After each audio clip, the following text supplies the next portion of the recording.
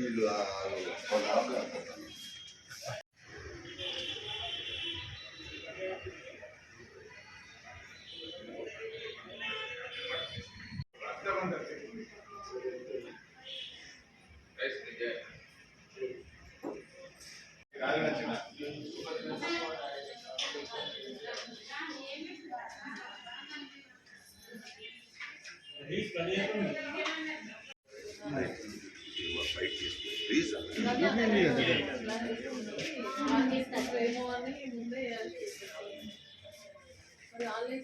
బాబు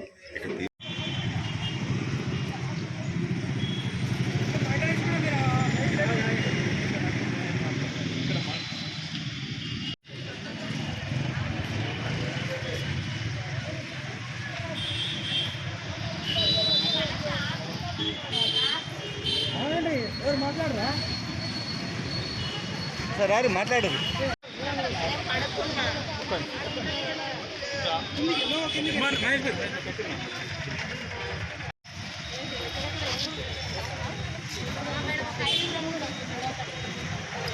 ఇప్పుడు అందరు బయటకు వచ్చి అనుకున్నారు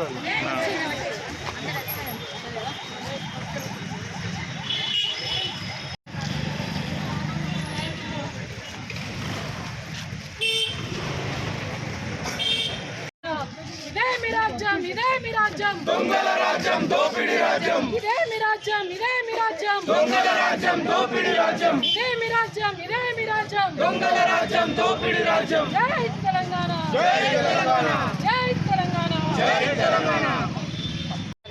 అయినా కానీ వినకుండా వీళ్ళు నైట్ 4 o'clock వచ్చి నన్ను ఇంట్లోకి వెళ్ళి పట్టుకొచ్చారు. మేము ధర్నాకు వెళ్ళామని కూడా చెప్పినాం. అయినా కానీ ఒకటి ఫోటో ఇచ్చి మేము పంపిస్తామమ్మా, ఇక్కడ మేము ఉంచుకోము అని అన్నారు. అదే మేము నమ్మకంతో వచ్చినా కానీ ఇప్పటి వరకు 4 o'clock నుంచి తీసుకొని వచ్చి ఇప్పటి వరకు ఉంచారు మమ్మల్ని. Thank you madam. మమ్మల్ని మేము నైట్ 3:30కు వచ్చినాం సార్ బస్ స్టాండ్కు. మమ్మల్ని అక్కడి నుండి పట్టుకొని వచ్చేసారు.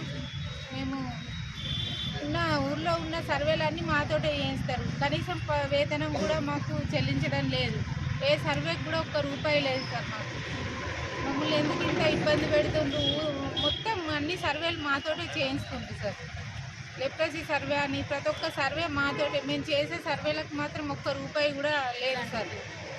ఎగ్జామ్ డ్యూటీలని ఎగ్జామ్ డ్యూటీలకు మేము ఉపవాసాలు ఉండు.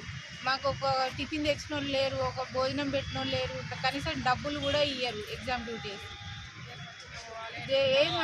అసలు ఒక్కరోజు లీవ్ కూడా ఉండదు సార్ మాకు. ఎందుకు మమ్మల్ని ఇంత టార్చర్ పెట్టుడు వీళ్ళు? కనీస వేతనం ఫిక్స్డ్ జీతం 18,000 చేయాలి ఖచ్చితంగా సార్ మాకు.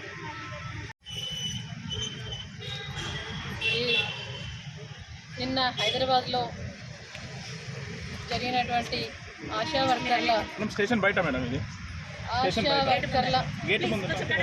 యొక్క శాంతియుతంగా ఆశా వర్కర్లు అందరూ కలిసి నిన్న అసెంబ్లీ దగ్గర శాంతియుతంగా వాళ్లకు రావాల్సినటువంటి హక్కులు, మరి ఎన్నికల్లో ఇచ్చిన హామీల ప్రకారం 18,000 ఫిక్స్డ్ వేతనం ఏదైతే ఉందో దానికి అనుకూలంగా వాళ్ళు మాకు ఇవ్వాలి, మాకు రావాల్సిన శ్రమకు తగ్గట్టుగా మాకు వేతనం రావాలి అని చెప్పేసి ఎన్నికల్లో ఇచ్చినటువంటి హామీలను అమలు చేయాలని చెప్పేసి శాంతియుతంగా ధర్నా చేస్తే మా తెలంగాణ ఆడబిడ్డలు అందరు కలిసి ధర్నా చేస్తే అసలు నీచంగా ఇంత దుర్మార్గమైన పాలన. ఒక మగ పోలీసులు మా ఆశా వర్కర్ల తల్లులను వ్యాన్లో ఎక్కించి కొంగులు లాగడం, చీర లాగడం, ఎక్కడ పడితే అక్కడ ముట్టుకోవడం అనేది దీన్ని పూర్తిగా కూడా తీవ్రంగా ఒక మహిళగా ఖండిస్తూ ఉన్నాం. అసలు వాళ్ళు ఏం పాపం చేశారని ఆడవాళ్ళని అట్లా ముట్టొచ్చా? చట్టం పరిధిలో పనిచేసేటువంటి ఈ కాకీలు, చట్టం పరిధిలో పనిచేసినటువంటి ఈ పోలీసులు మరి ఏ విధంగా పనిచేయాలి, ఎట్లా పనిచేయాలని కూడా పూర్తిగా కూడా మర్చిపోయి పనిచేస్తూ ఉన్నారు. రేవంత్ రెడ్డికి మరి రేవంత్ రెడ్డి నియంతలాగా పనిచేస్తే వీళ్ళు బాన్సల్లాగా పనిచేస్తున్నారే తప్ప మరి ప్రజలకు రక్షణ ఇవ్వాలి, ఆడబిడ్డలకు రక్షణగా నిలవాల్సినటువంటి ఈ కాకీలు నిన్న మా ఆడబిడ్డలను కొంగుల బట్టి చీర బట్టి లాగడం, చేయి చేసుకోవడం దీన్ని తీవ్రంగా కూడా ఖండిస్తూ ఉన్నాం. ముఖ్యమంత్రి గారు రేవంత్ రెడ్డి గారు నిన్న సోనియమ్మ బర్త్డే అని అటు తెలంగాణ తల్లి విగ్రహాన్ని మార్చి పెట్టిండ్రు.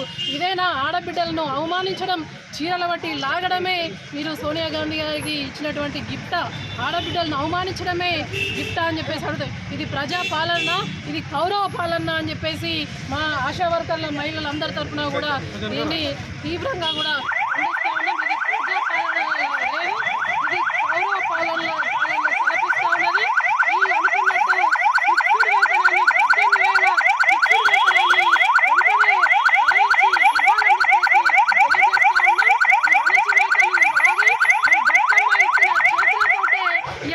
గద్దె దించే ప్రయత్నం చేస్తాం. వీళ్ళు బతుకమ్మ ఆడిన చేతులు ఇవన్నీ ఆడబిడ్డలు అంటే మీరు ఏదో లైట్ తీసుకుంటారు, అది ఆషామాషి విషయం కాదు.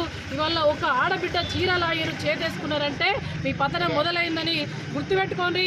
ఇవాళ ఆడబిడ్డలు బతుకమ్మలు ఎత్తిరు, బోనం ఎత్తిరు, అదే చేతులతోటి ఇవాళ మిమ్మల్ని గద్దె దించుతారు. కరోనా కుటుంబాన్ని వదిలేసి సేవ చేసినటువంటి గొప్ప మానవత దృక్పథంతో ఆశా వర్కర్లు పనిచేసారు. ఆనాడు కేసీఆర్ గారు గొప్ప కడుపులో పెట్టుకొని చూసుకున్నారు. మీరే చెప్పారు కదా ఎన్నికల్లో మరి హామీలు 18,000 ఫిక్స్డ్ వేతనం ఇస్తామా, నేను రాగానే 9వ తారీఖు అని అన్నాడు. సంవత్సరం అయింది కాబట్టి ఓకే కాబట్టి వాళ్ళు ఇలా ధర్నా చేస్తే ఇంత ఘోరంగా అవమానించడం ఇది కౌరవ పాలన తలపిస్తూ ఉన్నది. తగదు. మా మహిళా సమాజం, సభ్య సమాజం తలదించుకునేగా ఉంది. ఇది పూర్తిగా కూడా మరి దీన్ని తీవ్రంగా కూడా ఖండిస్తున్నాం. ఇది మరొకసారి జరిగితే బాగుండదు. తెలంగాణ సమాజం అంతా కూడా అగ్నిగుండమై మిమ్మల్ని గద్దె దించే వరకు కూడా మేము ఊరుకోము. మా ఆశా వర్కర్ల పక్షాన మేమందరం కూడా బీఆర్ఎస్ పార్టీ అండగా ఉంటుందని చెప్పేసి తెలియజేస్తూ ఉన్నాం. వీళ్ళను కూడా శాంతియుతంగా మరి నిన్న జరిగిన దానికి మా ఆశా వర్కర్ తోటి ఆశా వర్కర్కి జరిగితే వీళ్ళకి జరిగిన అవమానమే కదా. వీళ్ళందరూ కూడా మార్నింగ్ 4 గంటలకు హైదరాబాద్ వెళ్తే బస్సుల నుంచి ఇండ్ల నుంచి లాక్కొచ్చి అరెస్ట్ చేసి పబ్బుల 3 గంటల నుండి మొదలుకొని ఇప్పుడు దాదాపు 10 గంటల వరకు పోలీస్ స్టేషన్లో ఉంచుకున్నారు. ఒక్కొక్కరికి జ్వరం వచ్చి బాధపడుతూ ఉన్నారు. కనీసం మంచినీళ్ళు లేవు, కనీసం టిఫిన్ లేదు. కాబట్టి ఎంత ఘోరంగా ప్రవర్తిస్తున్నారు. దయచేసి పోలీసు వాళ్ళను రిక్వెస్ట్ చేస్తూ ఉన్నాం. మానవత దృక్పథంతో ఇలా అధికారం ఎవరికి శాశ్వతం కాదు. ఇవాళ ఈ గవర్నమెంట్ ఉంది, నెక్స్ట్ ఇంకో గవర్నమెంట్ వస్తుంది. కొంచెం చట్టం పరిధిలో మీ పని మీరు చేసుకునే విధంగా పనిచేయండి తప్ప మా ఆడబిడ్డలను మోసుకోకండి అని చెప్పేసి